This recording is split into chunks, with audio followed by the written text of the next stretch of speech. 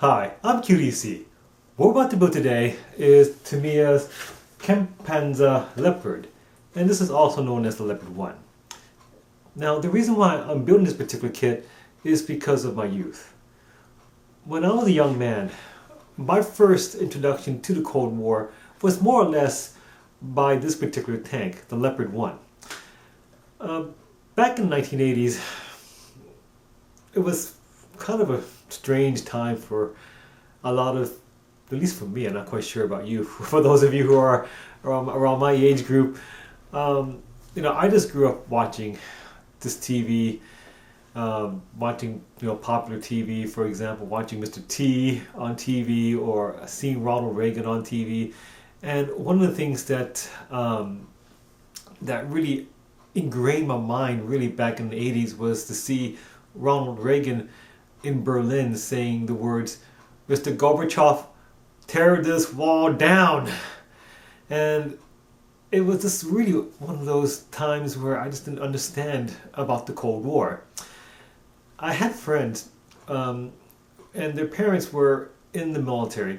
And so when they transferred out to the United States into Germany, they wrote letters to me. And when my friends wrote letters, they wrote about their introduction to seeing the Leopard 1, this particular tank. So I was fascinated by that, and I just wanted to build this particular tank when I was a kid. I asked my parents to buy me this, and they said no. And I just forgot about it, and lo and behold, at my age, I decided to revisit my youth and build this particular kit. So let's go ahead and start building this kit right now.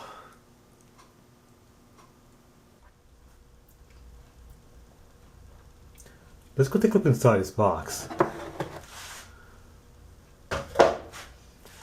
We have the lower hull,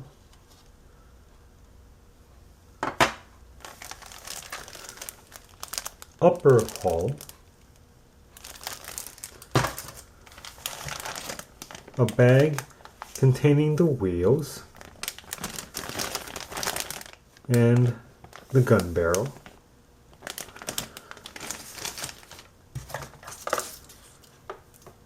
tracks,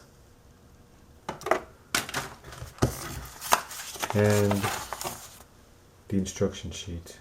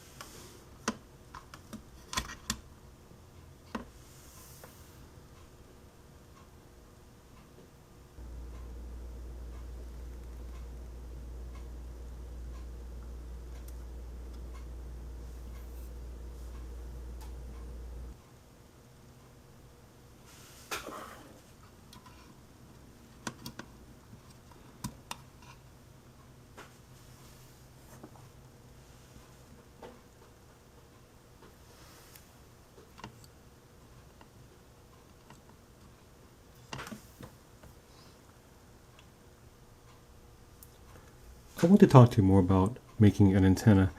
The supplied antenna in the kit was rather thick and unrealistic to me, so I'm going to go ahead and make my own. What I have in my hand is a sprue that I have cut from a sprue tree, and what I'm going to do is I'm going to put this over a candle flame and twist it around until it begins to melt, like I'm doing right now. And once it begins to melt, like right now, I'm going to stretch it very carefully until I get the desired diameter of the antenna that I want, like that.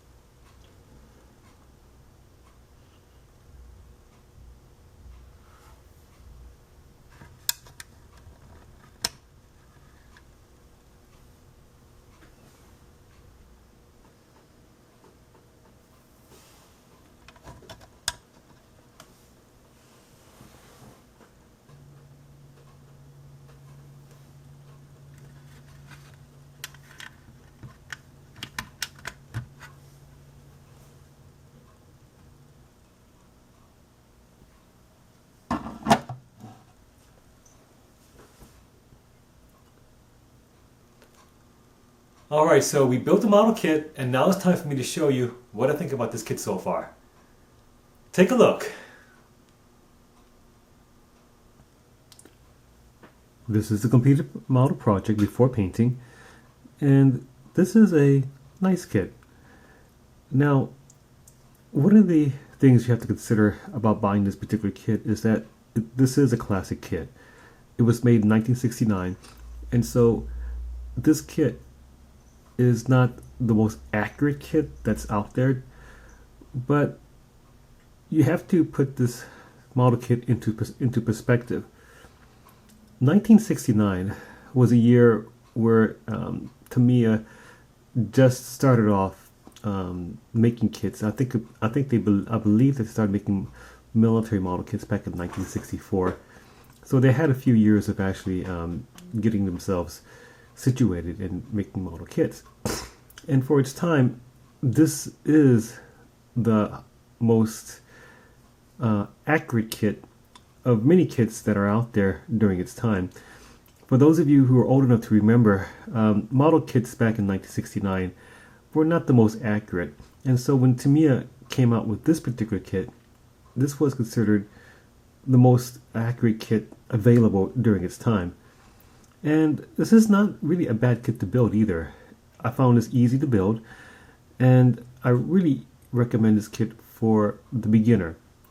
And for those of you who are intermediate or expert, if you want to taste the feeling of how kits were built back in 1969, this would be a good example. Tamiya has really thought out this particular kit very well. And you also have to remember that this particular kit was made during a time when there was no computer technology either. So all the molds were handmade. It's time for me to paint the model.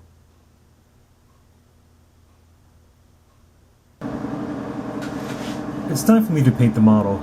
I already gave the entire model a coat of black primer, and now I'll use my airbrush and start painting the model.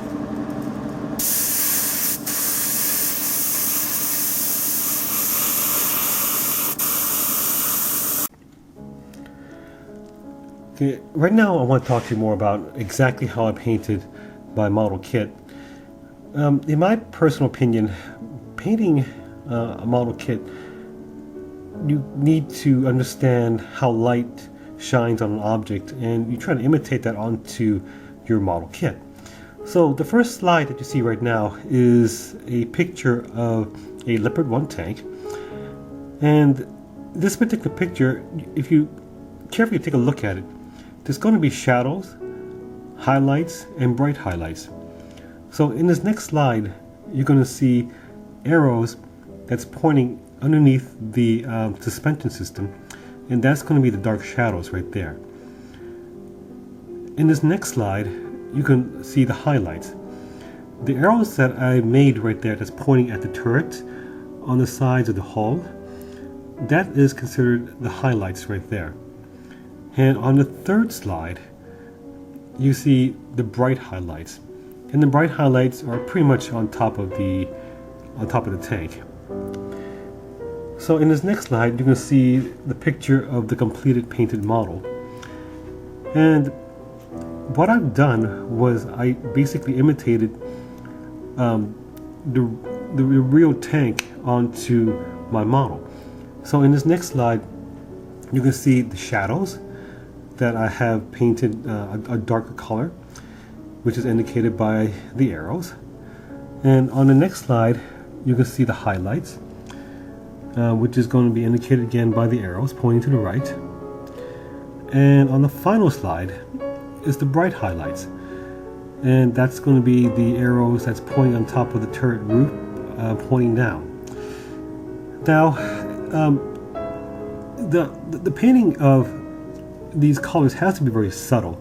If it's too contrast, it really ruins the whole entire view of the model.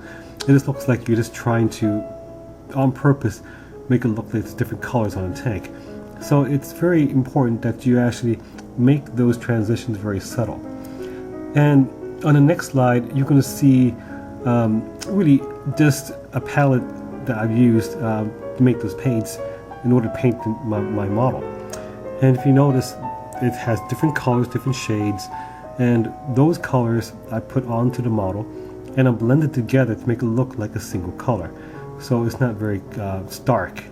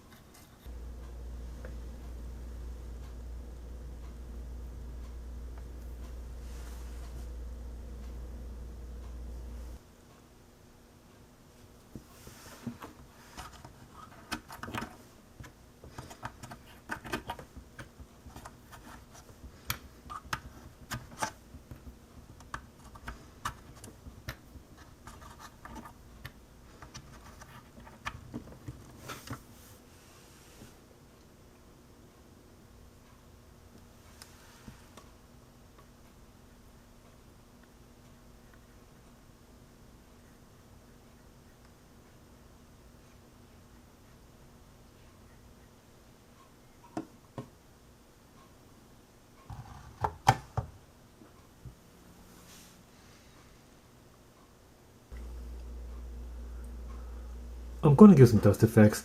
I'm going to tint the entire model with a coat of buff color mixed a little bit with white, and also I'm going to concentrate most of my dust effects on the bottom of the tank.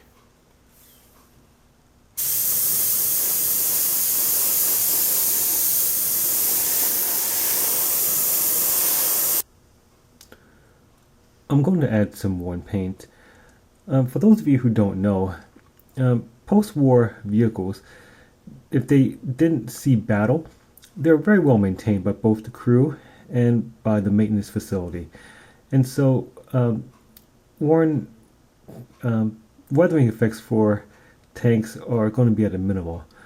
What I have in my hand is an ordinary graphite pencil, and I'm going to use that to rub onto areas where I think there's going to be a little bit of worn paint, where the metal is going to be exposed a little bit. Okay, so we built the model kit, we painted it, we weathered it, and now it's time for me to show you the entire model kit from the beginning to the end. Take a look. This is the completed model kit after painting and weathering, and I have to admit this to you. This tank, this kit, looks better than I expected it to be. At the beginning, when I first started to build this kit, I didn't have a high expectation that it's going to look good. At best, I just thought that this kit's going to look fairly decent after I paint it. But my paint job has really made this kit look nice. I'm not trying to brag about myself, but I am impressed with my own paint job. It's very nice, and it really brings out the details of this tank, and I like it because of that. Now, there's one thing I do not like, and that's the decals here. Again, this is made in 1969, so I can't really fault anything about this particular kit, but the decals are just really, really thick. So it was a challenge for me to actually put that on and make it look good.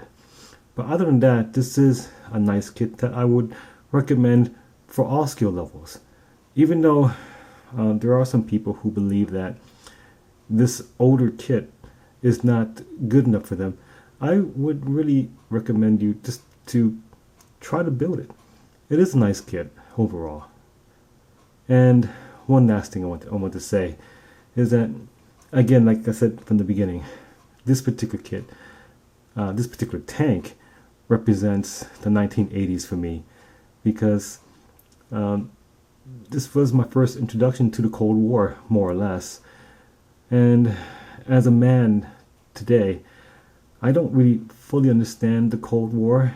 When I was growing up as a young man, I was just simply taught, like any other American, that the Soviet Union was the bad guys and the Americans were the good guys, which is really unrealistic. And so it's one of those strange things growing up in America back during those days. But anyway, this is a nice kit, and again, this does really remind me of the 1980s. That completes this model project. What you're about to see is a video slideshow of the entire model kit. But before I go, as always, just because I put this video here on YouTube, it doesn't make me a model kit expert. I am not an expert. I'm just a regular guy just like you.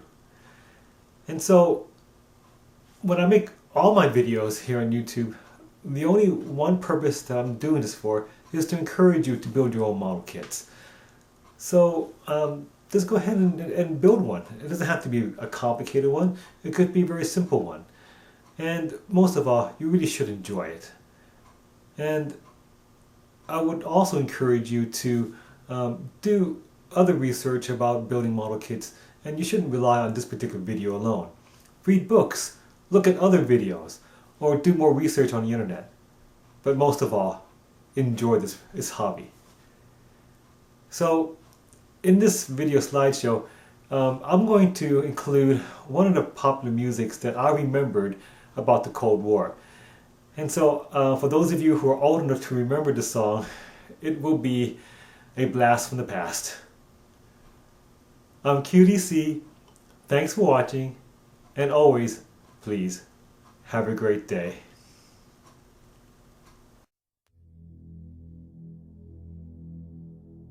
Hast du etwas Zeit für mich? Dann singe ich ein Lied für dich von 99 Luftballons auf ihrem Weg zum Horizont. Denkst du vielleicht grad an mich?